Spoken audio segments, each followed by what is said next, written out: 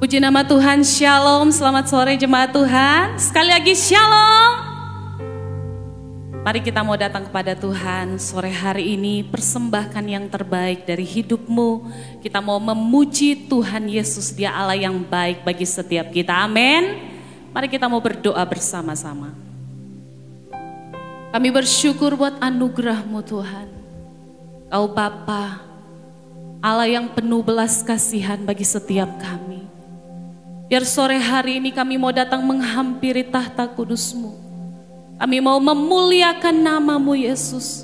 Sebab Engkau Tuhan yang layak ditinggikan, Engkau Tuhan yang layak dimuliakan. Kau hadir di tengah-tengah ibadah kami sore hari ini. Nyatakan kuasa-Mu atas setiap hidup kami Tuhan.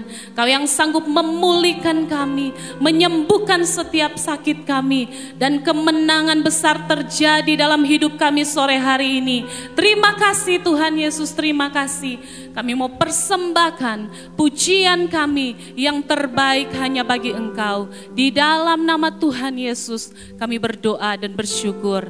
Setiap kita yang siap memuji Tuhan bersama katakan amin. Kita percaya bahwa kita adalah orang-orang yang dipilih oleh Tuhan, amin. Yang dikuduskan dan Dia akan menyatakan kuasa-Nya bagi setiap kita sore hari ini.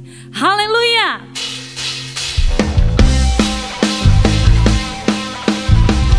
Mari bersama-sama puji Dia dengan segenap hatimu.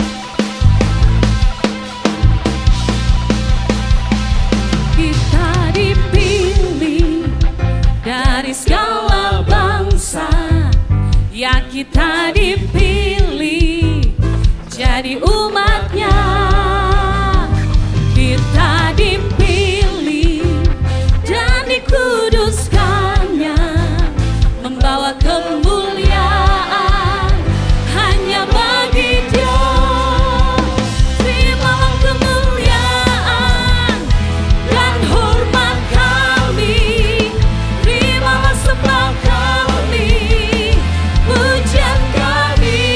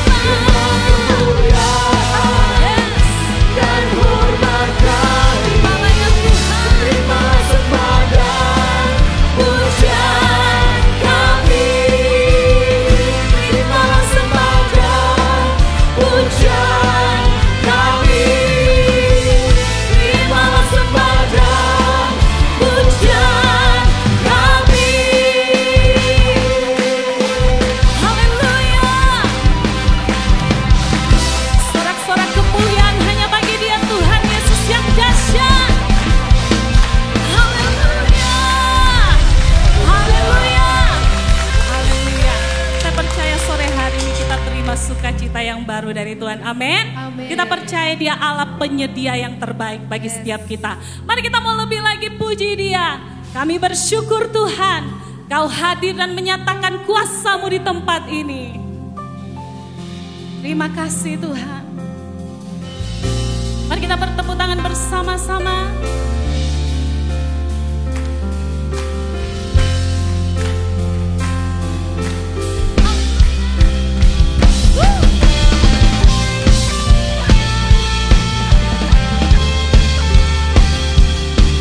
Kau yang menuntun kami di setiap langkah hidup kami Tuhan.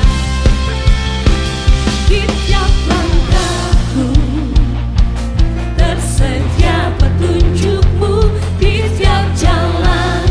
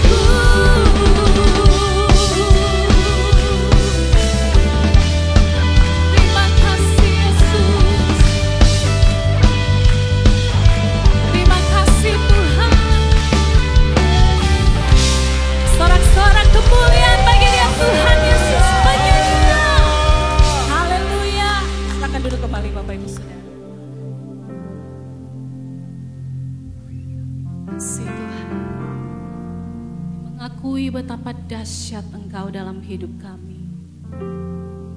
Kau yang layak dimuliakan. Kau Allah yang layak ditinggikan. Kami percaya Engkau hadir di tempat ini. Kau yang melayakkan setiap kami untuk menghampiri tahta kudus-Mu Tuhan. Biar sore hari ini kami mau lebih lagi membuka hati kami, untuk kami selalu terhubung dengan Engkau Tuhan. Kau Bapa yang baik. Terima kasih Yesus. Terima kasih Tuhan. Kami tak mau lepas dari Tuhan. Pegang setiap hidup kami. Bawa kami lebih lagi mengenal Engkau Yesus. Terima kasih.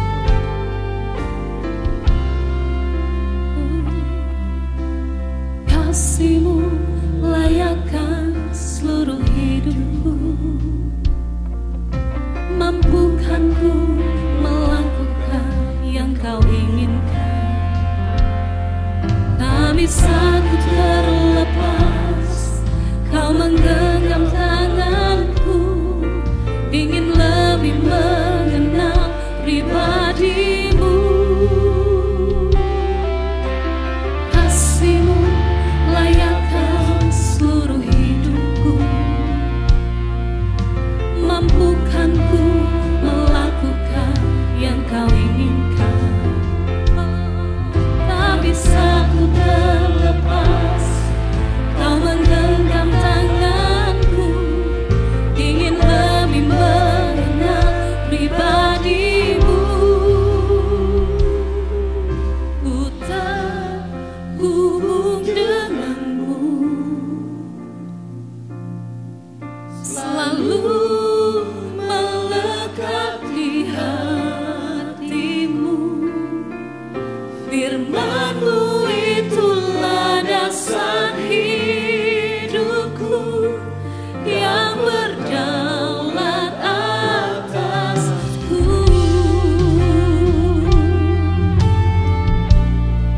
Kau berdaulat atas hidup kami, Yesus. Kasih-Mu layakkan seluruh hidupku. Mampukan ku melakukan yang Kau inginkan. Tak bisa ku terlepas, Kau menggenggam tanganku. Ingin lebih mengenal pribadi-Mu. Ku terhubung denganmu, selalu melekat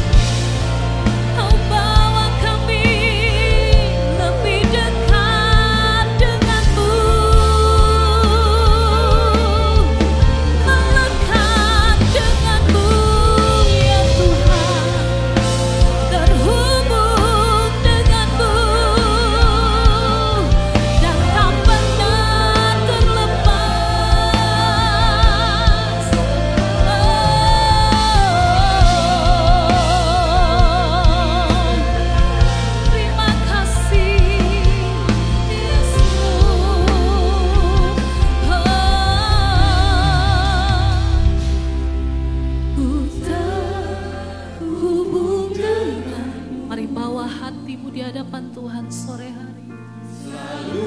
Lekatkan hidupmu pada terhubung dengan Bapa di surga. Firman-Mu itulah dasar hidupku yang berdaulat atasku, terhubung denganmu, Selalu terhubung. Amin, Yesus. Firman-Mu itulah dasar hidupku yang berdaulat atasku, terhubung denganmu. Amin, amin. Selalu melekat di hatimu. Firman-Mu itulah dasar hidupku yang berdaulat atasku. Firman-Mu itulah dasar hidupku yang berdaulat atasku.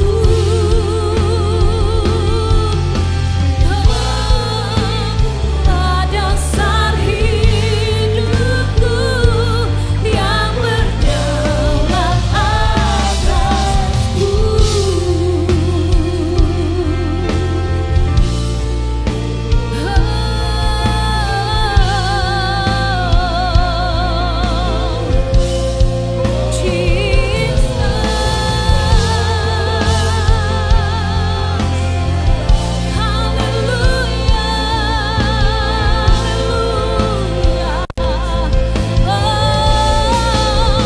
Kami berseru padamu, Yesus. Engkau yang layak terima pujian, Engkau yang layak terima sembah.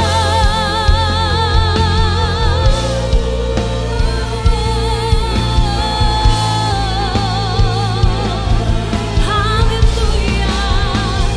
Bawa kami terus terhubung denganmu, Tuhan. Bawa kami terus melekat denganmu,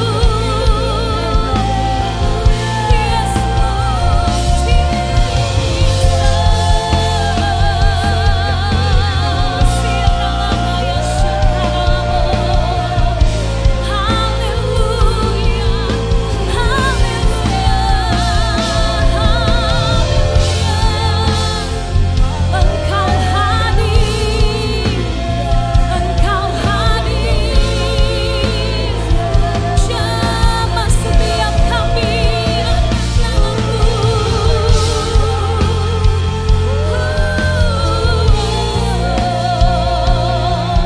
Ya lama ya syakara lama ya syakara lama ya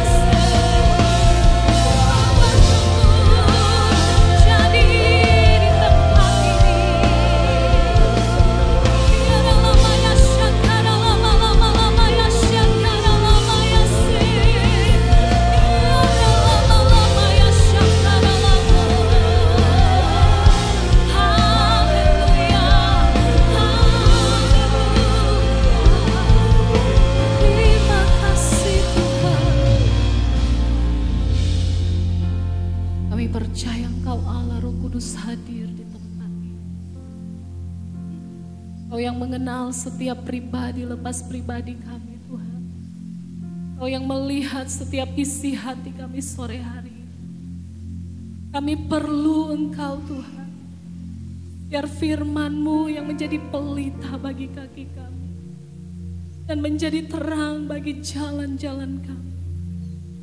Terima kasih, Yesus.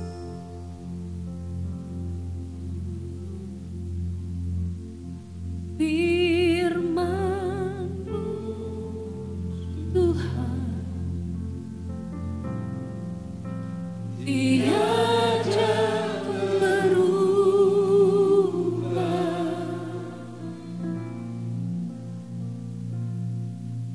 dahulu, sekarang, selama-lamanya, tiada berubah.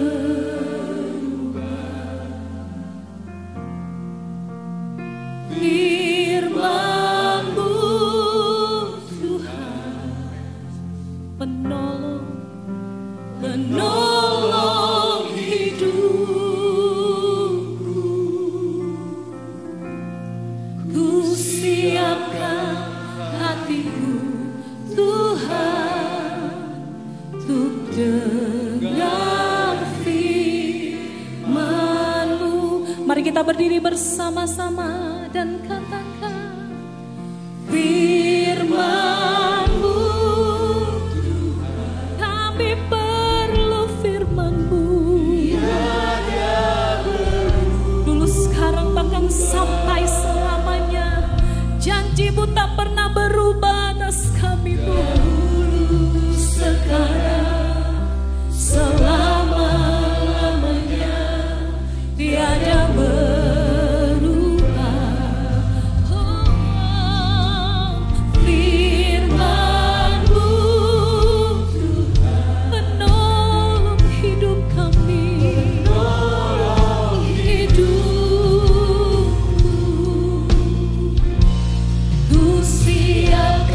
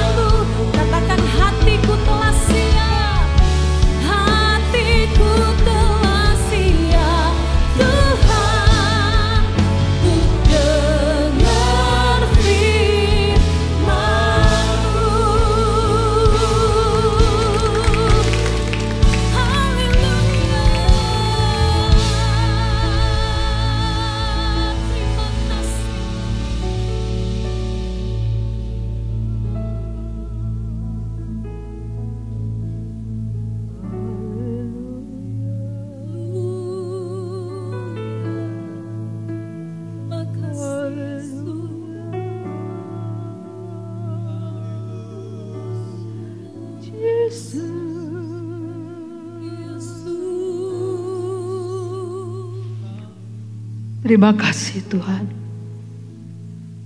Kami percaya Engkau ingin bertemu dengan kami. Kami percaya Engkau ingin memberi firman-Mu. Itu yang akan menerangi jalan hidup kami. Kami tahu kami sering salah jalan. Tapi firman-Mu akan memulihkan kami. Firman-Mu akan mengarahkan hidup kami. Supaya kami hidup tidak hancur. Tapi benar-benar disertai Tuhan. Dan mencapai kemenangan. Sebab itu beri kami kerenduan hati, kehausan yang dalam untuk kami mengerti firman Tuhan. Berikan hamba-Mu urapan-Mu, jadikan saluran berkat Tuhan. Supaya tiap pribadi yang ada dalam ruangan ini maupun yang online, Tuhan kami mohon Roh Kudus menjamah mereka. Dan Roh Kudus bekerja sehingga firman-Mu yang ditabur tidak kembali dengan sia-sia. Tapi sungguh berguna bagi tiap-tiap pribadi. Terima kasih Tuhan, kuduskan hamba-Mu, jadikan saluran berkat. Layakkan hamba-Mu menjadi pemberita firman pada saat ini. Biarlah Engkau yang membungkus hamba-Mu. Engkau menaruh hamba-Mu di belakang salib-Mu. Supaya kemuliaan-Mu yang terlihat ya Tuhan. Terima kasih Bapa, bungkus kami semua dengan tutupan kuasa darah Yesus. Dalam nama Tuhan Yesus kami berdoa. Semua yang percaya berkata, amin. Silakan duduk. Shalom Bapak Ibu. Gimana kabarnya? Betul luar biasa? Atau biasa saja? Atau jelek? Nggak tahu ya. Tapi kita harapkan semua dalam keadaan baik. Amin. Sekarang asal ketemu orang, Tante sehat. Ketemu lagi, Tante sehat. Saya bilang puji Tuhan. Kalau sampai sekarang Tuhan masih beri kekuatan. Itu anugerah Tuhan. Kalau Tuhan masih memberi Anda hidup, anugerah Tuhan. Kalau Tuhan masih memberi saudara makan, itu anugerah Tuhan. Sebab di Amerika tuh orang yang homeless, tidak punya rumah, keleleran di jalan itu banyak sekali. Dan mereka tidak punya makan, tidak punya pakaian, tidak punya rumah. Jadi kalau saudara masih bisa menikmati, itu anugerah Tuhan. Jadi kalau kita masih bisa beribadah, ini juga anugerah Tuhan. Nah saudara, tapi perjalanan tiap orang itu berbeda. Saya lihat ada orang yang diberkati Tuhan, dipakai Tuhan luar biasa. Tapi ada orang yang terus stres, menderita, sampai ngomel terus ada. Jadi dalam sekitar kita ini sebetulnya bermacam-macam kondisi orang, betul? Di sini aja kalau kita perhatikan ada muka yang senyum-senyum, ada muka yang sedih-sedih terus, ada yang muka yang cemas karena mungkin tentang ekonomi, ada orang yang susah banget karena ditinggal orang yang dia kasihi. Oh banyak sekali saudara-saudara, akhir-akhir ini kita melihat, ini jalan, duk itu jalan, duk ini jalan. Wah di Tionghoa itu sampai banyak sekali acara kematian. Tapi sekarang bagaimana kita? Kalau kita hidup ini, kita boleh menikmati Tuhan. Itu anugerah Tuhan. Selama kita masih hidup, selama Tuhan masih pelihara kita, itu kita mengucap syukur. Kalau saudara bangun tidur, aku masih bisa menghirup udara segar. Puji Tuhan ya. Seringkali kita bangun ngomel, tidur ngomel sepanjang hari. Ada Tuhan ngajarkan apa? Bersyukur. Itu tidak gampang loh saudara. Dalam menghadapi masalah suruh bersyukur itu tidak gampang. Tapi kalau kita bisa terus lihat Tuhan, tahu caranya Tuhan, itu kita bisa. Memang saudara gangguan itu banyak. Ya ini judul firman, hati-hati terhadap distorsi dalam perjalanan iman. Jadi perjalanan iman saudara kadang-kadang itu kuat. Aduh, aku bisa menghadapi ini. Aku percaya Tuhan bisa. Tapi ada saatnya kita ngelokro.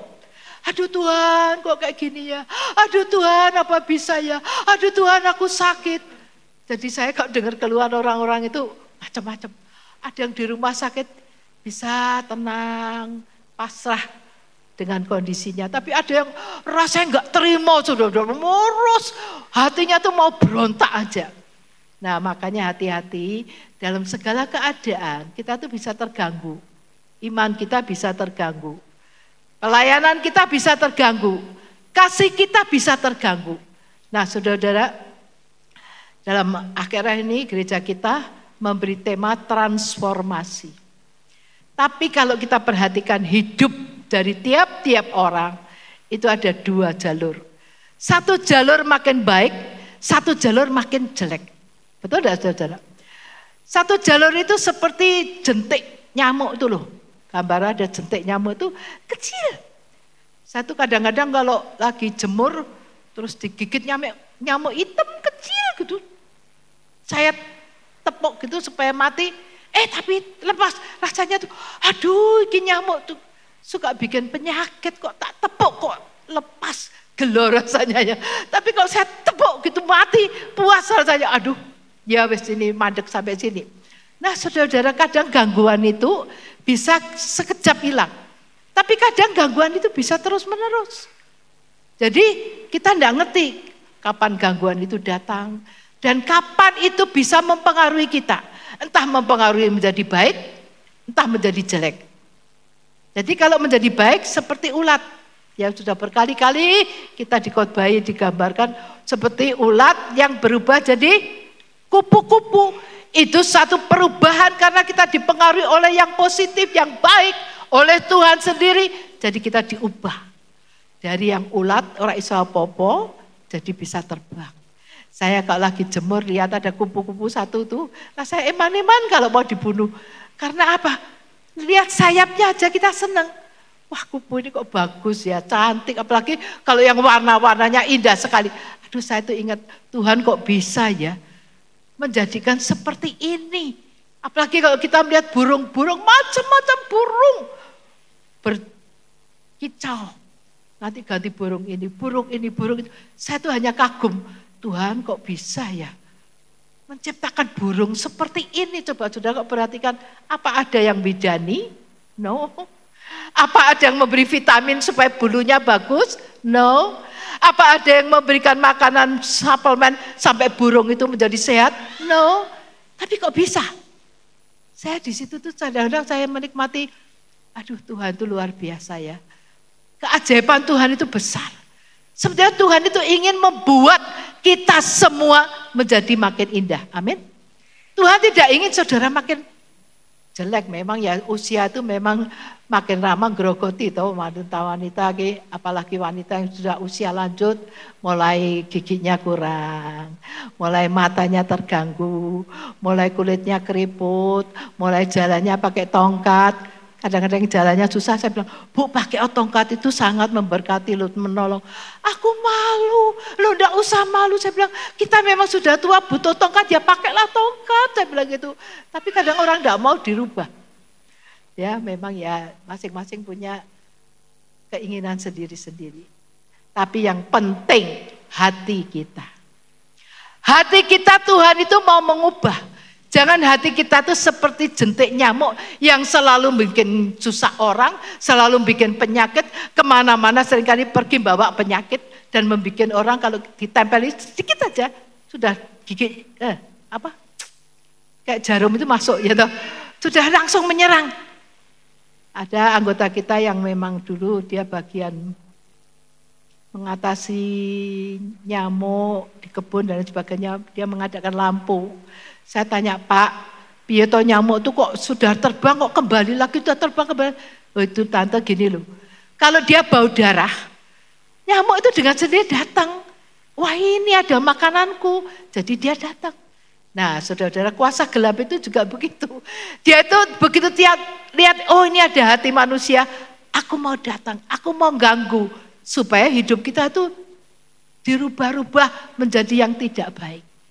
Tapi kalau Tuhan datang, Tuhan membawa berkat, membawa penghiburan, membawa kekuatan. Amin. Cuma sayang manusia itu seringkali tidak mau. Ada satu saat orang tanya kepada anak penginjil Billy Graham yang terkenal di Amerika. Mereka tanya, kenapa ya sekarang di Amerika kok jadi seperti ini, tidak seperti dulu. Jaya kuat, sekarang ini banyak masalah. Anak Billy Graham itu bilang begini, lawang Tuhan sendiri dulu sudah artinya ya berada di negara kita diusir. Loh, gimana ngusir? Dulu di sekolah ada doa, enggak boleh ada doa. Dulu ada Alkitab, sekarang enggak boleh lagi ada Alkitab. Dulu boleh ada persekutuan doa, dilarang lagi. Itu di Amerika dulu. Terus setelah itu tidak lama kemudian ya Tuhan pergi toh. Yang ditanya itu ngomong, lah Tuhan diusir, wong Tuhan itu sopan, polite banget.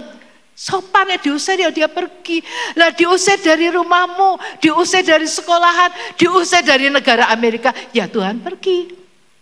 Nah sekarang kalau kamu mau menemui kesusahan, lu kok kayak gini Tuhan? Tuhan bilang bukan salahku, aku mau menaungi kamu, aku mau bekerja di tengah kamu, aku diusir kok.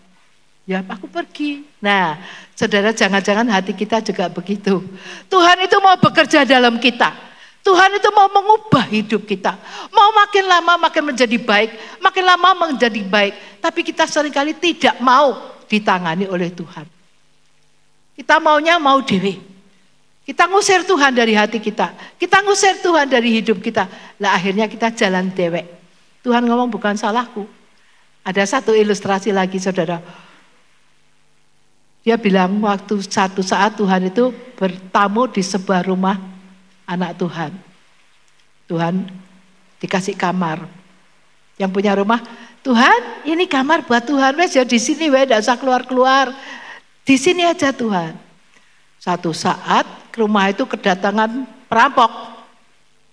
Wah, yang punya rumah itu teriak-teriak, Tuhan. Akhirnya setelah selesai punya rumah itu tanya, Tuhan kenapa kamu tidak mau keluar? Lah kowe saya ngomong dewe, Tuhan kowe di kamar sini aja ya, jangan metu-metu ke kamar ini. Lah waktu kamu susah aku ya tidak berani keluar, kamu yang melarang aku keluar. Ya kadang-kadang begitu itu terjadi. Mungkin kita bisa tertawa dengar ini. Iya kita tuh kadang-kadang begitu. Kita ngusir untuk Roh Kudus bekerja dalam kita. Kita tidak mau Tuhan itu bekerja dalam kita. Sehingga kita kehilangan perlindungan. Sehingga kita kehilangan penjagaan Tuhan. Jadi jangan nyalahkan Tuhan. Kadang-kadang kita itu tidak sadar, kita itu menjauhkan diri kita dari Tuhan. Itu salah kita. Makanya kita harus hati-hati. Tuhan ingin seperti kupu-kupu itu. Terbang. Menikmati udara yang indah. Saya kalau lihat kupu-kupu itu juga begitu. Aduh Tuhan itu sebetulnya ingin kita itu menikmati. Makanya waktu saya ikut KKR di Pensacola di Amerika, tiap hari itu KKR. Jam 11 malam itu terpaksa lampu gereja itu dimatiin supaya jemaat pulang. Karena pada tidak mau pulang, minta doa sana, doa sini, pendeta-pendetanya banyak yang duduk, dia mendoakan dan diajari di situ. Catch sebanyak mungkin, pegang, cari urapan sebanyak mungkin supaya kamu makin kuat dalam Tuhan. Nah kita habis didoakan satu hamba Tuhan lari ke sono, habis doakan sana lari ke sono. Nah jemaat itu hanya terus bolak-balik minta ditumpangi tangan. Sampai jam 11 malam diusir dengan halus, lampu dimatikan semua, jemaat baru pulang.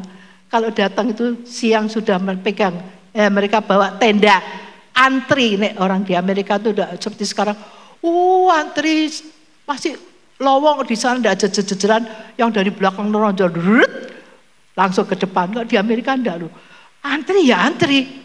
Kamu sana satu orang terus mobil ya gitu di Amerika tuh. Saya sampai lihat, ini di Indonesia sudah nyalep. Tapi di sana enggak, teratur. Mobil itu juga teratur. Nah ini di gereja ini antri dari siang tuh sampai malam antri terus. Saya pakai kursi roda ya enggak terasa capek ya karena duduk di kursi roda. Tapi orang-orang itu haus akan Tuhan. Dan kuasa Tuhan dinyatakan luar biasa. Sampai tiap hari KKR, hanya hari Senin libur membersihkan gereja. Jadi saudara-saudara Tuhan itu kepingin memberkati. Dan gereja itu dari awalnya tuh kering suasananya, sepi, gak enak. Tidak ada hadirat Tuhan. 8 orang kumpul bersama terus doa puasa untuk gereja itu. Akhirnya satu saat datang penginjil dan sejak itu terjadi KKR yang luar biasa. Tiap hari ada KKR luar biasa. Tapi itu saudara, pendoa itu besar harganya di mata Tuhan. Jangan saudara merasa, wah orang artinya sangat berarti. Sebab itu Tuhan cari pendoa-pendoa. Walaupun tidak kelihatan di mimbar, tapi di hadapan Tuhan Anda pendoa sebagai pejuang-pejuang yang luar biasa. Puji nama Tuhan. Nah saudara, kita itu dikelilingi orang yang juga ada seperti jentik nyamuk. Ada seperti kupu-kupu. Nah saudara, kalau kita melihat di dalam Alkitab, Daud itu seringkali dikatakan raja ini tidak mengikuti jejak hidup daripada Daud. Itu berkali-kali.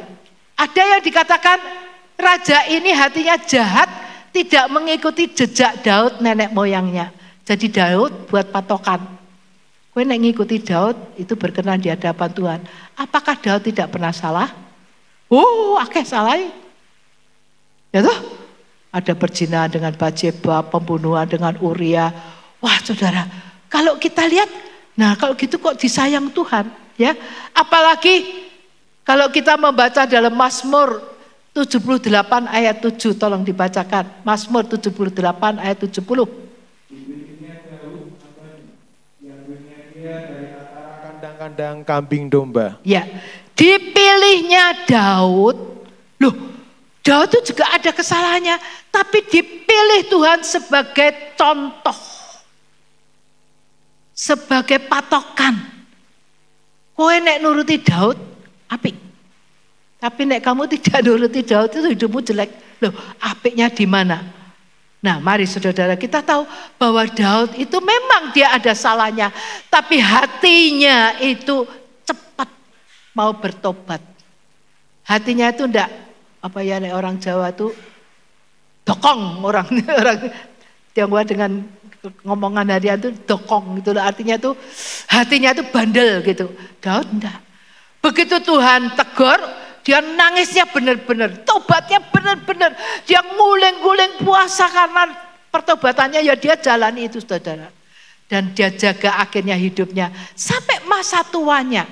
Waktu masa mudanya dia jatuh dalam perzinahan dengan Batseba. Tapi waktu tua, Daud sudah tua, didampingi wanita cantik, memang dicarikan wanita yang cantik supaya Daud ini menjadi badannya panas lagi. Tapi Alkitab berkata Daud tidak tergoda oleh wanita cantik. Wanita muda itu tidak. Berarti dia jaga hatinya. Sampai akhirnya Daud itu dia memperkenankan hati Tuhan. Nah saudara, biarlah saudara bersyukur kalau dalam rumah tangga saudara ada seorang yang bisa menjadi patokan hidup. Saya tuh kadang-kadang dengar, aduh tante, mama saya itu luar biasa. Gini cerita macam-macam. Tapi aduh puji Tuhan ada seorang ibu yang bisa jadikan panutan. Kita menengok diri kita sendiri, kadang-kadang kita tuh merasa aduh aku tuh tidak layak. Aku tuh tidak bisa jadi panutan. Betul tidak saudara? Kalau kadang-kadang saudara emosi ngamuk-ngamuk, aku kok tidak bisa jadi panutan ya dalam kata-kata. Nanti misalnya dalam keuangan tidak jujur, itu bisa negur diri saudara. Aku kok tidak bisa jadi contoh ya, nek gini ketemu misalnya Pak korupsi, waduh. Jadi saudara-saudara, hidup jadi panutan itu tidak gampang. Daud sudah dikhotbahkan berkali-kali di mimbar ini. Mari kita ingat bahwa ada orang yang bisa dijadikan panutan. Saya harap saudara-saudara semua menjadi panutan di dalam rumah tangga. Baik kepada mantu, baik kepada anak, baik kepada cucu. Saya tadi ada tamu dari Surabaya. Dia cerita kepada saya bagaimana dia memperlakukan anaknya, dia memperlakukan mantunya perempuan.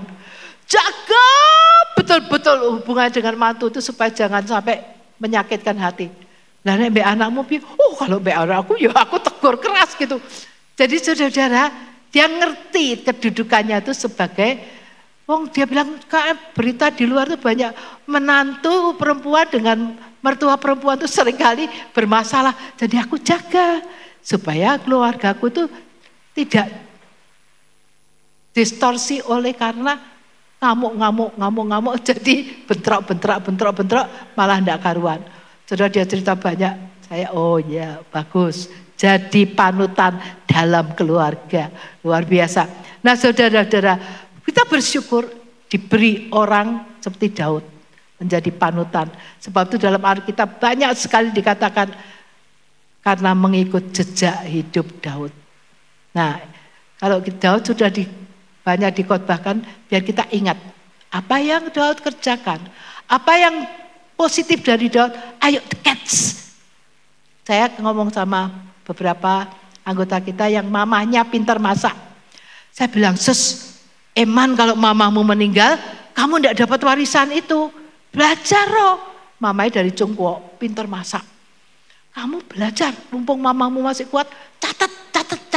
Nanti jadi resep kamu bisa dapat, itu tuh berharga, saya bilang. Dia mulai belajar sama mamanya, catat, belajar masak, belajar. Sekarang bisa buka rumah makan, buka catering. Nah saudara, karena dia dia serap yang baik untuk dia hidup juga jadi baik. Ya puji nama Tuhan. Yang kedua saudara, kita mendengar dalam Alkitab cerita Ahitofel. Ahitofel itu penasehat Daud yang ulung luar biasa. Sampai dikatakan apa yang dia ngomongkan, orang anggap seperti Tuhan yang ngomong sendiri. Kan hebat toh. Kalau dia ngomong orang kan, oh Tuhan maunya ya gini. Tapi kalau kita baca dalam sejarah dalam Alkitab, sudah dengar beberapa waktu lalu tentang Ahitofel. Dia berubah hatinya karena sakit hati yang tidak diselesaikan. Akhirnya karena dendam itu, dia tidak lagi membela Daud, tapi malah ikut persekongkelan memusuhi Daud. Bahkan dia berkata, nanti aku dengan tanganku sendiri aku mau bunuh Daud. Loh, kok bisa? Dari orang yang komitmen banget dengan Daud, kok jadi mau bunuh Daud? Loh, kok bisa gitu? Nah itu manusia bisa berubah. Makanya orang kalau bilang, ibu kok ibu tidak berubah? Loh, Tuhan yang tidak berubah. Manusia bisa berubah ya kan? Bayi, remaja, tua kan beda berubah mukanya. Tapi Tuhan tidak pernah berubah. Jadi saudara, Ahitofel jadi dari orang yang baik, pejuang yang luar biasa, memikirkan tentang Daud, memikirkan tentang kerajaan, berubah sikapnya menjadi ikut pemberontak dan dia mau bunuh Daud. Itu bisa terjadi. Jadi tidak heran kalau ada manusia yang dulunya ikut Tuhan sungguh-sungguh, akhirnya menjadi penghujat Tuhan, ada. Kalau kita lihat di viral ada orang yang berkata, Tuhan itu tidak ada. Orang usah percaya Tuhan. Wah saya lihat wanita ini dulu aktif banget dalam pekerjaan Tuhan. Dia dulu membagi sembako itu luar biasa, tapi sekarang berubah. Dia minta dia sendiri yang disembah, jangan nyembah Yesus, sembah aku. Sampai dia punya kuil dan dia duduk di atas kuil sana, semua yang di bawah suruh nyembah dia. Berubah. Dulu penyembah Tuhan baik sekali, sekarang berubah. Dan dia malah berkumpul dengan sekte setan. Waduh, jadi manusia itu bisa berubah. Jadi Ahitofel yang dulunya menjadi penasehat, akhirnya menjadi pengkhianat. Nah, saya harapkan kita tidak menjadi seperti itu. Amin. Kita mau jadi seperti Daud tadi, menjadi panutan hidup. Nah saudara-saudara, yang berikut kita juga belajar dari Absalom. Absalom ini seorang anak Daud yang disayang oleh Daud. Dan satu saat dia membuat kesalahan, dia dikucilkan dulu. Akhirnya dia boleh kembali ke Yerusalem, tapi tidak boleh ketemu bapaknya. Dia serik, sudah sakit hati. Terus satu saat dia ngambil tindakan. Dia pagi-pagi datang ke pintu gerbang, orang yang mau datang ketemu Daud dicegah sama dia. Kamu enggak usah ketemu papaku, apa masalahmu? Aku bisa nolong. Apalagi kalau aku jadi raja, aku pasti nolong kamu. Dia ngambil hatinya rakyat daripada Daud. Jadi dijauhkan dari Daud, didekatkan dengan dirinya sendiri. Untuk apa? Dia sudah punya rencana mau berontak terhadap ayahnya. Jadi ini anak yang berkhianat kepada ayahnya. Saudara-saudara, sebab itu tidak heran kalau di rumah tangga ada anak yang berkhianat kepada orang tuanya. Pernah dengar di di mana, di Magelang ya, tidak salah. Suami istri meninggal, tidak ada yang tahu sampai terpaksa berapa hari kemudian dibongkar oleh tetangganya sudah mati dua-dua. Anaknya dihubungi, mereka bilang kami sibuk. Mungkin tidak berupa pemberontakan yang frontal itu enggak. Tapi dengan tidak merawat orang tua itu sudah salah. Karena Tuhan ngomong, hormatilah orang tuamu. Ya kita hormati itu dengan merawat, mengerti budi baik orang tua. Waktu kami diajak tur ke Cina, tour guide itu cerita kepada saya, Bu tahu sekarang di RRC itu digalakkan, anak harus tahu budi orang tua.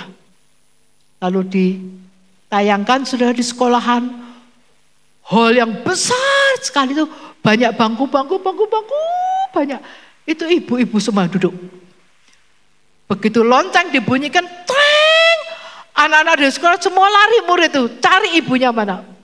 Begitu ketemu ibunya langsung berlutut, apa nyaman kayak orang Jawa ngomong apa ya? Sungkem.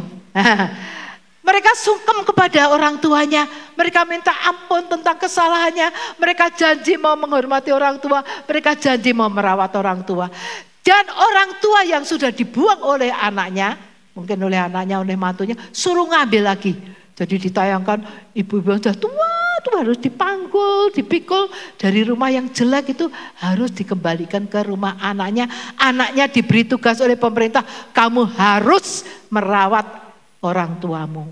Karena 9 bulan orang tuamu mengandung kamu. Kamu dirawat, tengah malam kamu pipis pun ya orang tua capek seperti apa, pasti bangun. Saya kira tidak ada ibu yang wis men ngompol, men teles kabeh, aku ngantuk, aku tak tinggal tidur. No, tidak ada ibu yang gitu. Pasti bangun, pasti menggantikan popok anaknya. Itu kasih orang tua yang kadang tidak diceritakan. Tapi sekarang disadarkan, orang tua itu berjasa untuk kamu.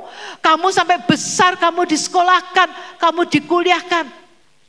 Saya pernah punya beberapa waktu itu, saya melayani di desa-desa. Ada beberapa bapak-bapak, saya tahu terakhir ini saya ke sana. Wih, lah kok wis jadi ganteng-ganteng, cantik-cantik. Dulu waktu saya melayani masih kecilan anak sekolah minggu. Sekarang wih, main kulintang, paduan suara hebat. Saya bilang, kamu siapa? Khususan aku ini. Dulu gue tak gendong lo gak cilik sekolah minggu. Sekarang sudah jadi wanita yang terkenal, ada yang kerja di kantor pemerintahan, ada jadi sarjana, ada jadi dokter. Saya kaget, saya bilang, wih kamu kok hebat ya sekarang. Tapi di balik itu saya kadang-kadang sadarkan, ingat lo ya, kamu bisa begini karena perjuangan orang tuamu. Tidak boleh lupa lo ya, orang tuamu tuh menderita banyak untuk kamu, kadang kerja keras. Pernah ada ibu yang menjadi ibu tukang batu itu loh, memukul batu untuk batunya dijual sampai tangannya luka-luka. Hanya karena mikirkan anaknya. Supaya anaknya keluar dari penjara karena dia berkelahi sama temannya, anaknya dimasukkan penjara. Ibunya ini loh ngerjakan mukul batu sampai tangannya luka-luka. Supaya anaknya bebas. Itu karena kasih orang tua. Bagaimana di sini ibu-ibu yang sudah punya anak mesti ngerti ya toh. Bagaimana rasanya jadi seorang ibu itu susahnya kayak apa. Anak satu aja coba saya tanya. Apa orang tua bisa leha-leha tidur, tidak ngengok anaknya kalau tengah malam? No, mesti di ngompol ponda ya toh. Apalagi kalau anaknya nangis, tidak mungkin anaknya, tak biar nangis ya biar men kesel dewe. Tidak, pasti bangun dipuk-puk supaya tidur lagi. Itu tanpa disadari loh, saudara itu menerima kasih dan pengorbanan dari orang tua. Makanya kalau di RRC itu diberkati Tuhan juga salah satu sebab karena firman itu menjadi Taurat dalam hidup mereka. Mereka melakukan. Sekarang hormat kepada orang tua, menghargai orang tua. Jadi kalau anak Tuhan sampai tidak menghormati orang tua, ya kebangetan, benar enggak? Kita ini yang sudah diberi pengertian tentang firman Tuhan, diberi kasih Tuhan untuk kita itu ditebus dari dosa, kita itu supaya ingat kasih Tuhan, tapi jangan lupa kasih orang tua juga. Jadi sebab itu saudara, Absalom ini waktu dia sakit hati kepada orang tuanya, walaupun kelihatannya baik, seolah-olah mau menolong, merawat rakyat. Kamu enggak usah datang ke papa, datang ke aku saja, aku nanti jadi pembelamu. Tapi di balik itu Absalom mengumpulkan pendukungnya dia untuk berontak kepada ayahnya. Dan suatu saat dia memberontak, dia bekerja sama dengan Ahitofel, Daud harus keluar dari istana tanpa sandal. Cekah, tanpa sepatu, tanpa sandal, lari dari istana gara-gara melarikan diri dari pemberontakan Absalom. Bahkan saudara sudah dengar firman Tuhan, bagaimana Absalom ini dia malah membuat tenda di atas, karena orang Israel itu kalau bangun rumah itu enggak terus ada hubungan runcing gini, enggak, datar. Nah disitulah ditaruh beberapa tenda tempat tidur untuk istrinya Daud itu digauli oleh Absalom. Waduh, sebagai ayah saya dengar, kalau saya bayangkan dia dengar seperti itu, dia betapa menyesalnya dengan Absalom. Absalom itu memberontak seperti itu karena kekuasaan. Saudara-saudara, jadi akhirnya Absalom juga mati waktu dia naik kuda masuk di hutan. Rambutnya yang panjang, orang bilang bagus, rambutnya tuh kecantol di tiang dahan pohon, akhirnya tergantung gitu. Lalu pengikutnya Daud itu bawa tombak dilemparkan ke Absalom, mati dia. Jadi saudara-saudara, ada waktunya Tuhan tuh sepertinya kok diem, tapi ada saatnya Tuhan tuh membela Daud. Kita enggak tahu kapan ya. Nah saudara-saudara, kalau kita sudah melihat Absalom seperti itu, dia dengan tipu muslihatnya merencanakan yang jahat terhadap ayah kandungnya. Saudara, maka itu sebab itu kita hati-hati untuk hidup. Jangan terpengaruh, mungkin orang juga mulai ngitik-ngitik hatinya Absalom. Iyo, kamu tuh di anak tiri kan, papamu enggak mau ketemu kamu lagi. Mungkin begitu ya, gosok-gosok, digoreng hatinya sampai dia panas. Nah saudara, hati-hati. Kalau kita ikut Tuhan, mungkin kita menemui kesulitan. Jangan kita mulai mudah digoreng oleh orang yang benci. Oh, kenapa lu gereja? Aku dengar lu gereja sakit orang yang besuki. Aku butuh iki meh pinjaman, tidak boleh, mungkin begitu. Tapi kita kan tidak tahu mengapa sebabnya. Jadi saudara-saudara, kita jangan sampai terpengaruh oleh hal-hal yang membuat kita undur dari Tuhan. Apalagi kita berontak terhadap Tuhan. Wah, itu lebih parah lagi. Nah saudara-saudara, dari beberapa orang yang hidup dalam kondisi yang seperti itu menggambarkan hidup kita yang tidak luput dari godaan-godaan yang akan membuat kita lebih jelek dari awalnya. Ya, seperti tadi saya katakan, seperti jentik nyamuk. Bukan seperti ulat jadi kupu-kupu, beda jauh kan. Nah saudara, sekarang juga mungkin ada orang yang jahat seperti Isabel. Saya minta tolong Tuhan ditayangkan Isabel. Dalam 1 Raja-Raja 16 ayat 31, Isabel ini adalah istri Raja Ahab. Tapi jahatnya bukan main. Ya, jadi kalau saudara cerita si A ini gini, si B ini gini, ya itu di dunia macam-macam. Ada orang yang baik sekali, ada orang yang gini sekali, ada orang yang ramah sekali, tapi ada orang jahat banget nih. Ini Isabel, orang yang jahat, Paul, orang bilang Paul. Nah saudara-saudara, mari kita melihat kejahatan Isabel ini. Yang pertama, dia itu sebagai orang penyembah berhala. Dari anak Et Baal, jadi penyembah berhala. Dan kalau kita baca Ulangan 22 ayat 21, 32 ayat 21, coba kita baca. Ulangan 32 ayat 21.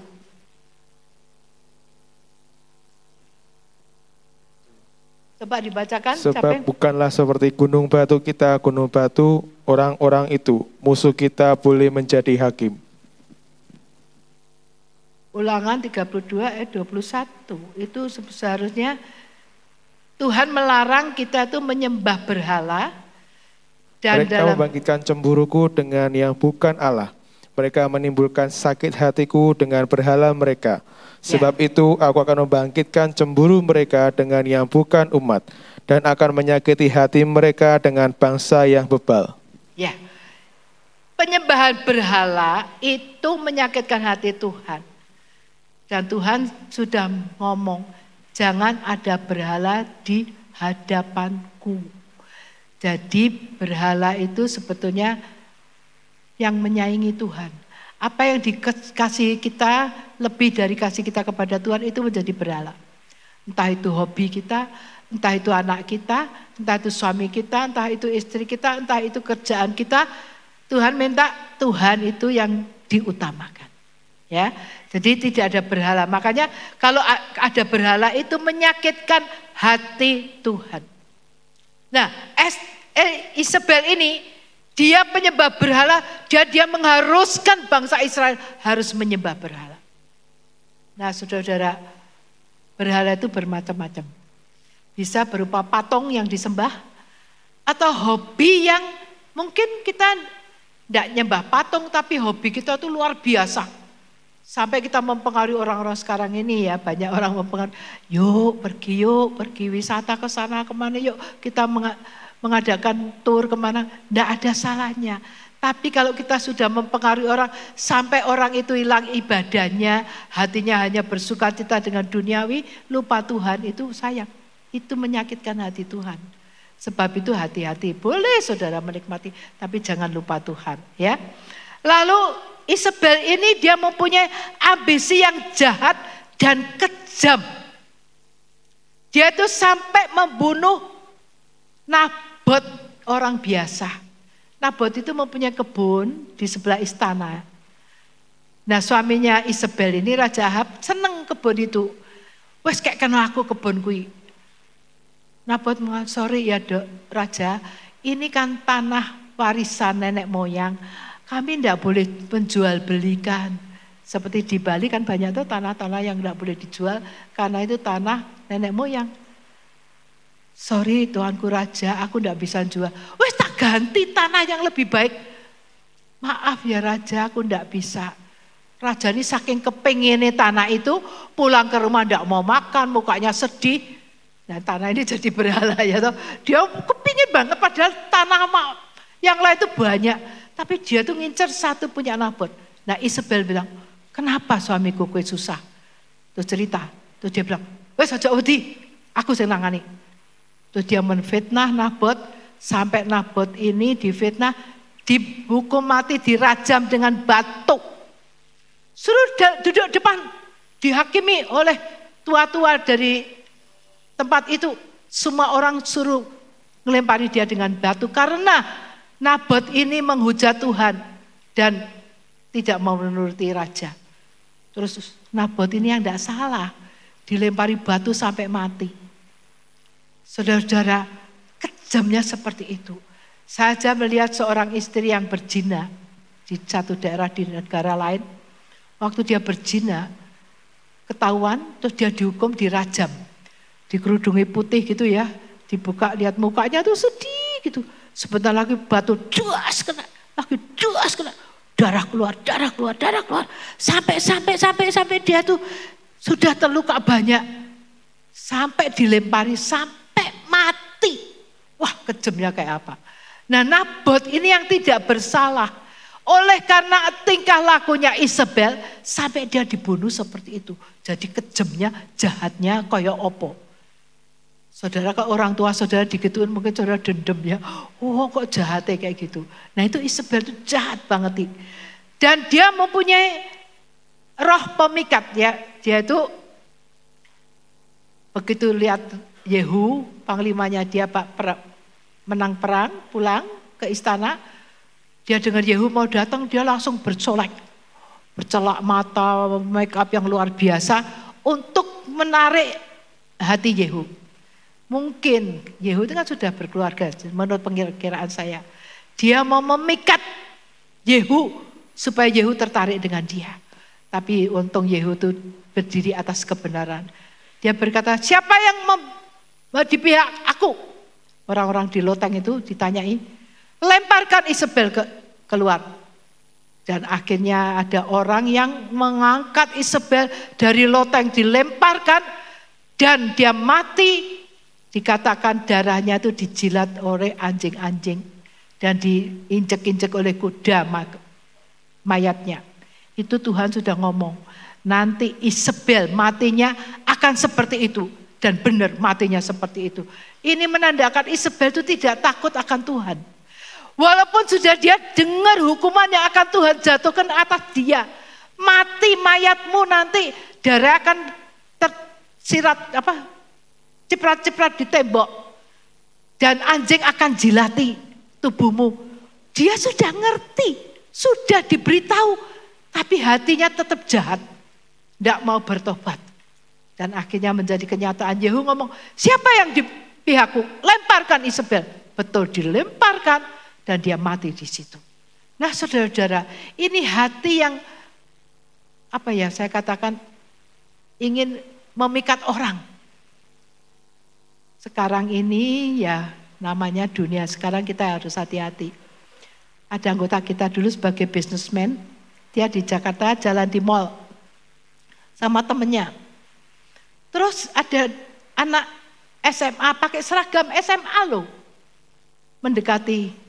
Om, mau tak temani om? Memikat toh? Om, kan jauh dari rumah toh om? Ayo tak temani sebentar. Wah kata-katanya halus, memikat. Gayanya juga memikat. Beberapa businessman terpikat. Dari mall menuju ke hotel short time. Ya, sewa cuma sebentar beberapa saat atau di hotel mungkin mampir untuk berbuat mesum. Sudah anak gadis ini dikasih uang pulang. Orang tuanya tidak tahu dia berbuat apa-apa. Tahu-tahu kok bisa beli ini, beli itu. Duitnya sekondi. Duitnya itu ternyata dari memikat para pembisnismen ini. Jadi saudara-saudara, makanya bukan hanya seperti itu. Tapi mungkin di kerjaan juga ada yang memikat hati saudara untuk berbuat curang. Hati-hati, saudara yang dulu kerja jujur, walaupun sedang mengalami masalah, jangan sampai hatimu terpikat oleh karena duit. Sekarang banyak toh, orang yang karena duit terpaksa korupsi. Dulunya enggak korupsi, terpaksa korupsi. Sampai akhirnya masuk penjara. Nah karena hatinya terpikat, ada yang memikat. Ya nak loh, kowe nek dagang ini, tuh, wah untungnya akeh. Makanya saya pesan sama cucu-cucu, hati-hati ya. Kowe jangan pengaruh oleh perdagangan yang menggiurkan. Narkoba. Ada teman dari apa ya, saya lupa, adik saya yang ada salah. Ini temannya ini orang baik-baik dari luar kota kerja. Cuma dia tidak tahu kadang kan jadi kurir. Dia bawa barang. Sampai satu saat kok ketangkep dia tuh bawa narkoba. Langsung diciduk, langsung dibawa ke Nusa Kambangan. Sampai istrinya nangis-nangis. Dia tidak pernah kerja, punya anak masih kecil.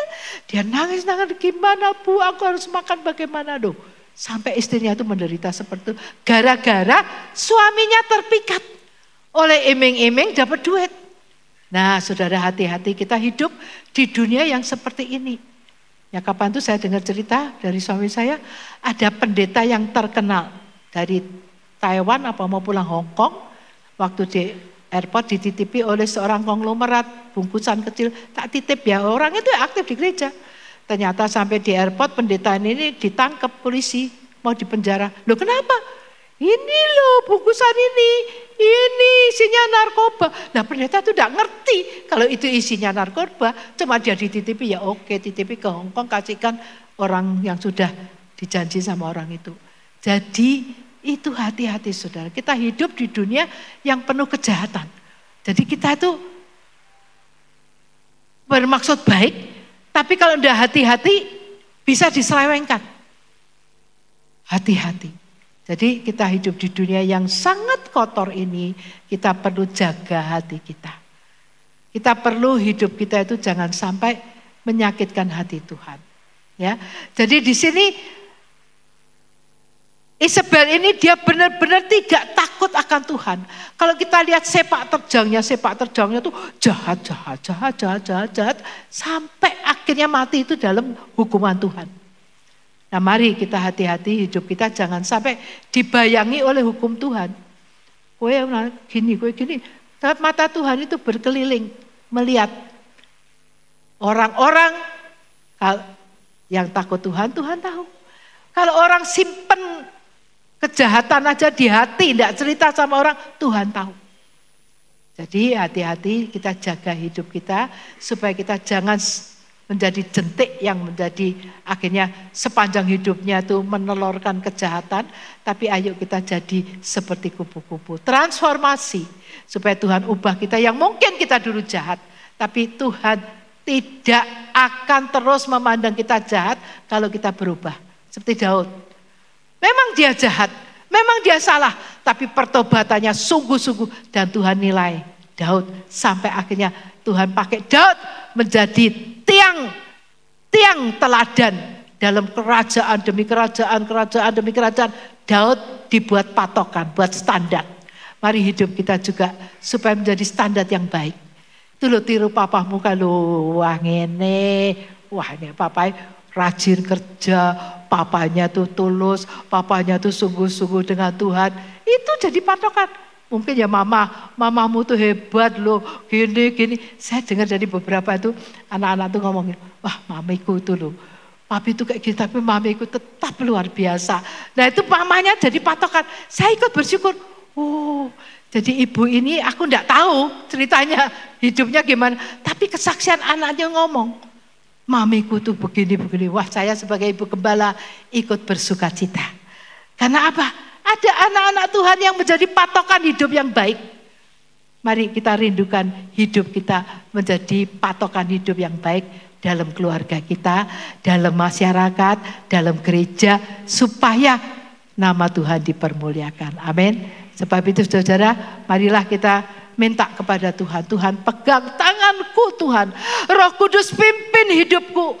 Sebab tanpa pimpinan Tuhan kita gampang terpleset. Jangan saudara pikir, pendeta pasti. No. Beberapa pendeta besar pun kepleset dalam perbuatan zina, dalam perbuatan korupsi. Makanya perlu doa saudara untuk kami. Kami juga mendoakan saudara-saudara. Supaya kalian semua juga menjadi tiangnya Tuhan. Pelitanya Tuhan di tengah-tengah masyarakat. Di tengah keluarga, di tengah gereja. Saudara menjadi mercusuar. Menyinarkan terang untuk menyelamatkan orang-orang. Ya, jangan sampai kita menjadi orang yang belusukkan keluarganya dalam kecelakaan, membelusukkan keluarga kita dalam penjara, membelusukkan anggota gereja kita, anggota keluarga kita ke neraka. Wah, itu paling payah. Ya toh? Hari kita doanya, Tuhan, aku tuh enggak ada apa-apanya.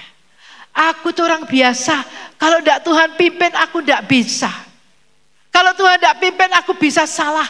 Aku bisa salah. Tuhan tolong supaya aku hidup benar dan menjadi berkat, menjadi sinar di tengah-tengah di mana aku berada. Ya mari kita bersama berdiri, kita nyanyikan peganglah tanganku Roh Kudus setiap hari. Ku tak dapat jalan sendiri tanpa Roh-Mu.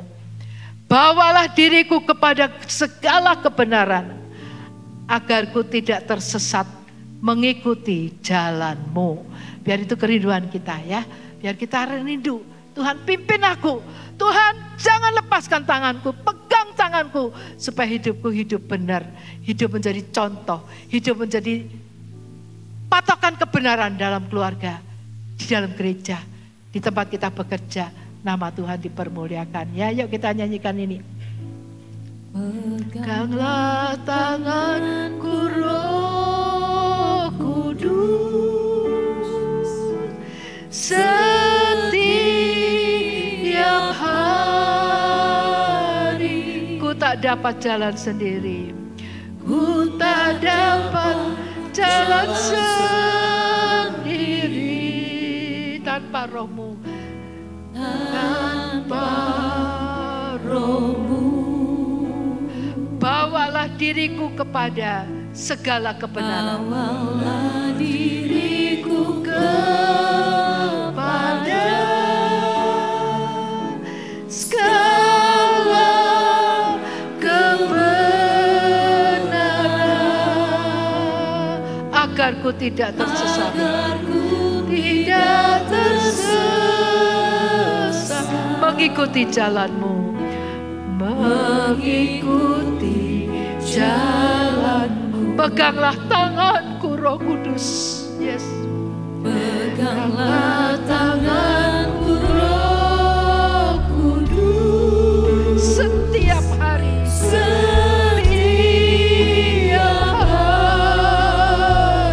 ku tak dapat jalan sendiri. Ku tak dapat jalan sendiri Tanpa Roh-Mu. Yes, Lord. Pegang tangan kami. Bawalah diriku kepada segala kebenaran. Yes. Segala kebenaran, agar ku tidak tersesat. Mengikuti jalan-Mu. Mengikuti jalan. Kudus, kudus Tuhan. Kudus, kudus Tuhan. Kudus nama-Mu. Kudus nama-Mu. Ku bersyukur dalam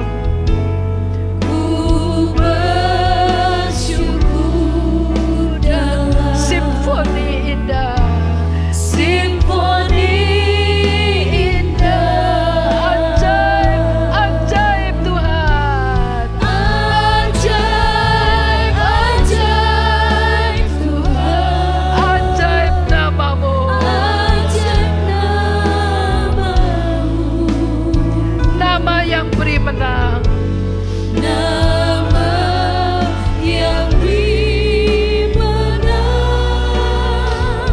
Yesus namanya. Yesus namanya. Musik saja, musik saja. Saudara, saya tidak tahu hati kita dalam keadaan seperti apa. Mungkin hati kita juga rindu menjadi tiang penerang. Tapi kenyataannya kita tidak mampu. Seringkali kita gagal. Dan hidup kita menjadi penyakit.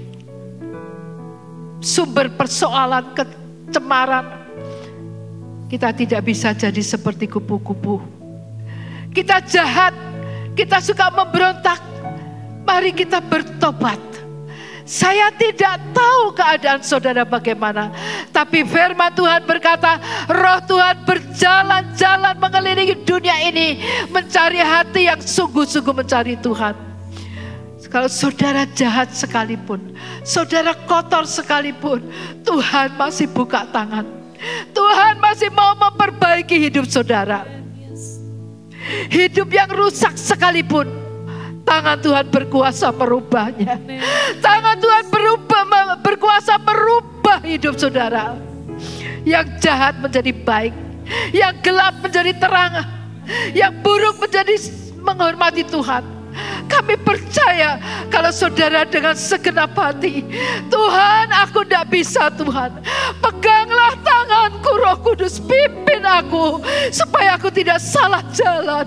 Mari Roh Kudus pegang tanganku. Saya percaya Tuhan senang doa yang seperti ini. Dan Tuhan katakan, Engkau anak kesayanganku, mari nak, aku mau tuntun engkau.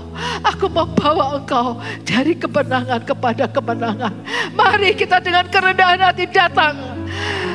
Minta Tuhan pegang, jangan lepaskan tangan kita. Peganglah tanganku. Yes, pegang kami Tuhan. Peganglah tanganku, Roh Kudus. Siapa kita? Kita itu orang yang lemah.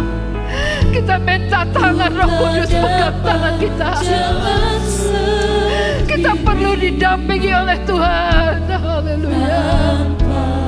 Supaya Roh Tuhan tetap menjaga hidup kita. Bawalah diriku kepada Yesus. Bawa dalam segala kebenaran.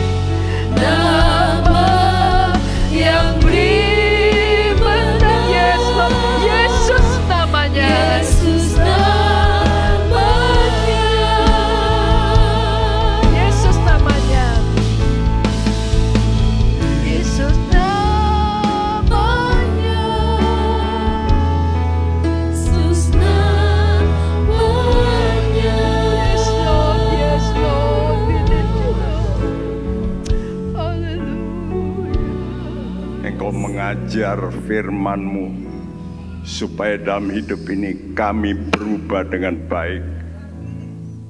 Kami mau merendahkan diri, kami mau ditegur, kami mau dinasehati, dan biar hati kami menjadi lembut untuk Tuhan kerjakan. Oleh karena itu kami mohon anugerah Tuhan, belas kasihan Tuhan atas kami sekalian. Berilah kami belas kasihan-Mu ya Tuhan. Kami butuh Engkau sebagai penolong kami satu-satunya yang dapat mengubah hati kami yang buruk ini menjadi mulia. Karena itu bekerjalah ya Roh Kudus. Hanya Engkau yang mampu mengubah hati kami. Kuduskan hidup kami, dan supaya kami punya roh takut akan Engkau. Terima kasih, bukan takut pada manusia, tapi takut pada Tuhan lebih daripada semuanya. Terima kasih, terima kasih. Berkati kami sekalian yang sudah mendengarkan firman-Mu. Berkati hamba-Mu Tuhan. Terima kasih. Kami serahkan semua hanya dalam satu nama, Tuhan Yesus Kristus. Amin. Duduk Bapak Ibu sekalian. Kami mengucapkan terima kasih untuk pelayanannya Ibu Pendeta Susan pada sore hari ini yang sudah memberitakan kebenaran firman Tuhan bagi kami sekalian. Dan kami tidak jemu-jemu dan tidak akan berhenti untuk menyambut Bapak Ibu yang mungkin baru pertama kali hadir mengikuti ibadah di Gajah Mada 3 di setiap minggu sore. Kami mengucapkan selamat datang dan selamat beribadah. Dan Bapak Ibu dapat mengikuti ibadah selanjutnya sesuai jadwal yang ada di tempat ini.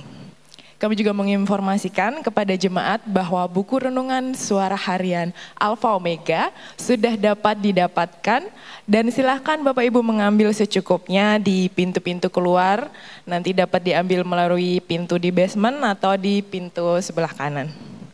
Dan tidak lupa, minggu depan adalah minggu pertama di bulan September. Mengingatkan kepada Bapak Ibu untuk mempersiapkan diri karena akan ada perjamuan suci untuk minggu depan di minggu pertama bulan September.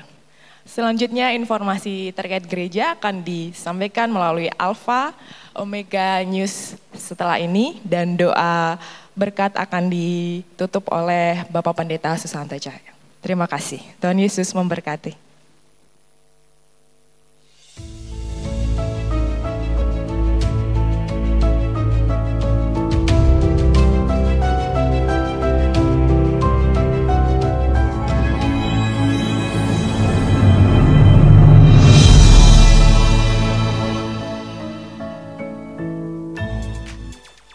Shalom, firman Tuhan hari ini mengingatkan kepada kita bagaimana kita harus berhati-hati terhadap ketamakan dan rasa ingin menguasai.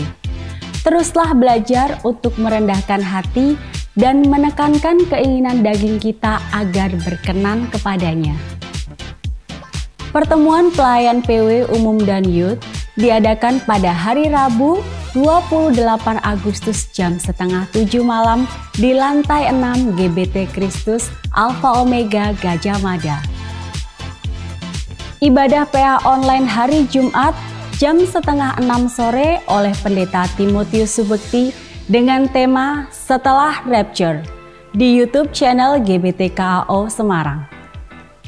Doa malam Sabtu diadakan di setiap wilayah di Tanah Mas jam 5:30 sore, Gajah Mada, Puri Anjasmoro dan BSB City jam 6 sore. Sedangkan untuk Bukit Sari jam 7 malam. Mari luangkan waktu untuk berdoa bersama dan semakin giat menjelang kedatangannya. Gereja membuka kesempatan untuk baptis private bagi jemaat yang sakit atau keterbatasan beraktivitas, lansia, juga yang berdomisili atau bekerja di luar kota. Informasi lebih lanjut dapat menghubungi nomor telepon sebagai berikut. Peduli Misi Outreach Ministry membuka kesempatan kepada jemaat untuk berbagi dalam bentuk pengumpulan barang bekas yang layak pakai. Bagi jemaat yang rindu menyalurkan dapat menghubungi nomor telepon sebagai berikut. Persiapkan diri kita karena minggu depan ibadah pertama bulan September akan disertai perjamuan suci.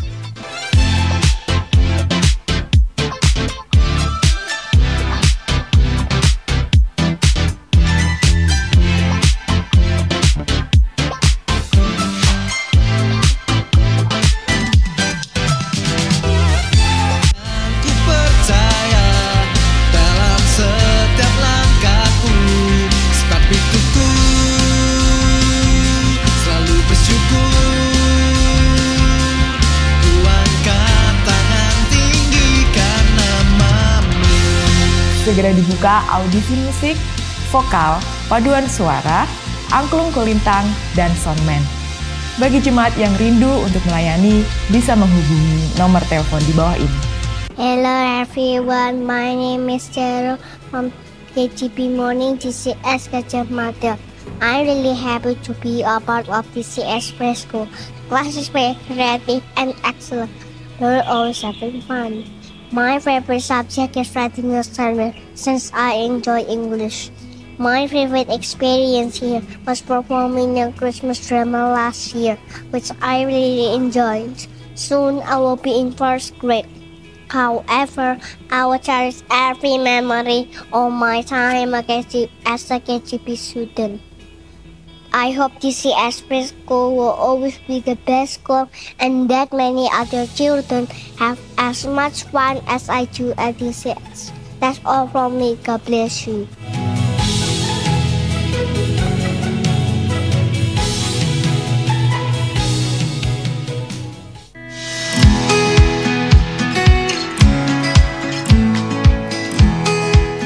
Shalom, kami dari Badan Misi Apostolik pertama menyampaikan ucapan terima kasih kepada Bapak Ibu Saudara semua yang sudah berpartisipasi di dalam pengembangan Badan Misi Apostolik.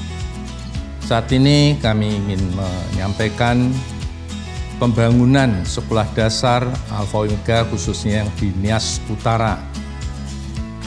Diawali pembukaan pos PI pada tahun 2012 dan sekarang sudah menjadi GBT KAO Jemaat Lahirwa di Nias Utara. Dan pada tahun 2016, GBT KAO Lahirwa merintis pembelian tanah seluas kurang lebih 4.300 meter persegi yang kemudian dibangun sekolah untuk PAUD. Dengan berjalannya waktu, pada tahun 2022 mulai dibangun 3 ruang kelas untuk sekolah dasar dan saat ini sedang berlangsung pembangunan ruang kelas 1 ruang guru untuk melengkapi sekolah dasar yang 6 kelas. Tahun depan kita akan membangun 2 kelas lagi dan 1 ruang tata usaha. Dan inilah sebagian dari kegiatan anak-anak PAUD, TK dan SD Alpha Omega di Lahirwa Nias Utara. Dengan dukungan Bapak Ibu yang cinta Tuhan, maka sekolah Alpha Omega di Nias Utara kita harapkan ikut berperan membangun karakter Kristus bagi anak-anak yang belajar di sana. Kami tetap mengajak Bapak Ibu untuk ikut ambil bagian dengan menyalurkan dana melalui Badan Misi Apostolik untuk ikut serta berperan dalam menjalankan misi Kristus menjadikan semua bangsa murid Kristus. Sebagai informasi, saat ini GBT KAO Semarang sudah menaungi 5 pendidikan sekolah. Yang pertama, DCS di Semarang yang melingkupi PPG, PG, TKA, TKB, SD, SMP, dan SMA Daniel Creative School. Yang kedua, sekolah TK dan SD yang tahun ini mulai ada SMP, yaitu Sekolah Alpha Omega di Ngabang, Kalimantan Barat. Dan yang ketiga, sekolah PAUD, TK, dan SD Alpha Omega di Lahirwa Nias Utara yang saat ini sedang dalam taraf pembangunan. Yang keempat, Sekolah TK Alfa Omega di Sumba, NTT. Dan yang kelima, Sekolah PAUD Alfa Omega di Pekanbaru. Demikian informasi yang bisa disampaikan dari Badan Misi Apostolik. Tuhan memberkati. Persembahan maupun perpuluhan bisa disalurkan melalui rekening gereja, QR maupun kotak yang tersedia. Terima kasih untuk persembahan Anda. Tuhan Yesus memberkati kembali dengan limpah. Demikianlah Alpha Omega News minggu ini. Be transformed. God bless you.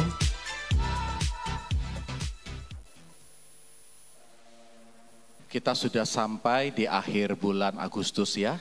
Kita sudah lewat di pertengahan tahun dan waktunya tidak lama lagi kita akan menutup tahun ini, dan di waktu bulan-bulan ke depan ini akan banyak hal-hal yang kita akan hadapi, terutama berkaitan dengan negara kita. Tapi juga dalam kehidupan kita akan banyak perubahan-perubahan yang menurut Bapak Gembala sudah sampaikan ya, di zaman akhir menjelang kedatangan Tuhan. Akan terjadi percepatan-percepatan, baik dari hal-hal yang akan mengganggu, mendistorsi kehidupan orang percaya, tapi juga tentunya Tuhan yang akan bekerja dengan 2 kali urapannya. Dia akan memberikan kepada kita yang mau sungguh-sungguh untuk hidup di dalam Dia. Amin Bapak Ibu Saudara. Oleh karena itu mari kita mau terus bergerak, maju, bertumbuh dalam proses transformasi ini ya. Semua dimulai dari dalam diri kita. Kalau Bapak Ibu Saudara mungkin ingat waktu 2 bulan lalu, terakhir saya menyampaikan firman di sini, saya katakan dari satu contoh film anak-anak sebetulnya animasi yang berjudul Inside Out. Ya, di mana apa yang di dalam itu menentukan apa yang terjadi di luar. Nah, jadi kalau kehidupan kita, mari kita introspeksi diri, bagaimana kita hari ini, keadaan kita sekarang, itu tergantung daripada manusia batiniah kita. Mari kita terus bertumbuh dalam manusia batiniah kita, sehingga kita menjadi semakin serupa dengan Kristus, di bawah pimpinan Roh Kudus dengan firman Tuhan, sehingga pada akhirnya ketika Tuhan nanti akan memanggil kita, atau Dia datang kedua kalinya, kita semua didapati sudah siap untuk menyambut Dia dalam keserupaannya. Amin Bapak Ibu Saudara. Ya, mari yuk kita bangkit berdiri. Kita akan tutup ibadah ini. Kita akan berdoa untuk beberapa pokok doa dan nanti kita akan terima doa berkat. Haleluya. Bapa dalam surga, terima kasih bahwa malam hari ini Tuhan telah melayakkan kami untuk boleh beribadah di dalam Tuhan. Kami boleh mendengar firman yang disampaikan oleh Ibu Gembala. Biarlah firman ini senantiasa menjadi kekuatan, menjadi Tuhan benih bagi kami untuk kami terus bertumbuh di dalam Tuhan. Tujuan kami untuk menjadi serupa dengan Engkau dalam proses transformasi ini. Bapa, tolong kami Tuhan, supaya kami Tuhan dalam keseharian kepribadian kami Tuhan, setiap waktu kami Tuhan selalu terikat, terhubung dengan Engkau. Dan juga kami terus Tuhan juga mau membangun Tuhan persekutuan kami dengan tubuh Kristus dalam komunitas sel, supaya kami terus bertumbuh dalam ibadah-ibadah raya, dalam pelayanan-pelayanan, supaya kami Tuhan boleh sebagaimana Engkau rencanakan, kami Tuhan menjadi saksi dari Yerusalem, Yudea, Samaria, bahkan sampai ke ujung bumi. Terima kasih Tuhan, Kau telah mempercayakan kepada kami dan gereja ini, untuk kami boleh Tuhan terus menjadi berkat, berkarya, bagi Tuhan masyarakat di sekitar kami, bagi kota kami Tuhan, bahkan bagi bangsa negara kami, di pulau-pulau, di mana Tuhan telah mengizinkan kami Tuhan, dengan apa yang Tuhan telah berkati dalam kehidupan kami, untuk kami berkati kembali kepada ladang misi Tuhan, untuk kami Tuhan membawa anak-anak, jiwa-jiwa ke dalam tangan Tuhan, sehingga mereka memperoleh perjumpaan dengan Kristus. Dan Tuhan pada akhirnya mereka memperoleh kehidupan yang Kau janjikan di dalam kerajaan surga yang mulia. Terima kasih ya Bapa, terima kasih.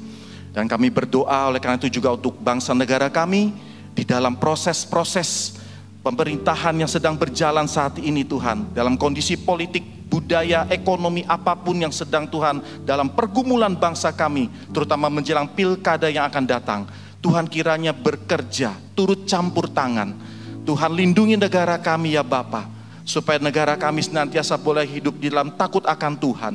Terutama para pemimpin yang adalah anak-anak Tuhan, boleh menjadi terang dan garam Tuhan di dalam pemerintahan, dalam ekonomi, dalam semua yang Tuhan percayakan untuk membangun negara ini. Dan juga kami berdoa ya Tuhan untuk cuaca iklim yang saat ini sedang mengalami perubahan. Tuhan, dengan keadaan-keadaan yang mungkin sedang tidak baik dalam keadaan alam ini, Tuhan lindungi kami anak-anak-Mu. Beri kami kesiapan ya Tuhan untuk menghadapi segala keadaan bersama dengan Tuhan. Tuhan, kami percaya Engkau melindungi kami, orang-orang percayamu. Dengan Tuhan, naungan malaikat-Mu menjaga firman-Mu dan Roh Kudus-Mu. Terima kasih ya Bapa, terima kasih. Akhirnya juga kami berdoa untuk setiap kegiatan gereja yang akan berjalan sepanjang minggu ke depan. Biarlah Tuhan berkati semua boleh berkenan di hadapan-Mu dan menjadi berkat bagi setiap umat-Mu. Makasih Bapa, sekarang kami mau menadahkan tangan dan hati kami mau pulang dengan membawa berkat yang sepenuh daripada Allah Bapa Surgawi, daripada Tuhan Yesus Kristus dan Allah Roh Kudus. Kiranya Tuhan memberkatimu dan melindungimu. Tuhan menyinari engkau dengan wajahnya dan memberi engkau kasih karunia. Tuhan kiranya menghadapkan wajahnya kepadamu dan memberikan engkau damai sejahtera. Mulai malam hari ini sampai Maranatha Tuhan datang kembali, menjemput kita di awan yang permai, untuk membawa kita masuk untuk memerintah bersama Dia dalam kehidupan yang kekal, dalam kerajaan surga yang mulia. Terima berkat ini hanya di dalam nama Tuhan Yesus Kristus. Haleluya. Amin. Amin. Berikan shalom, shalom, berkat sepenuh bagi saudara-saudara sekalian. Haleluya.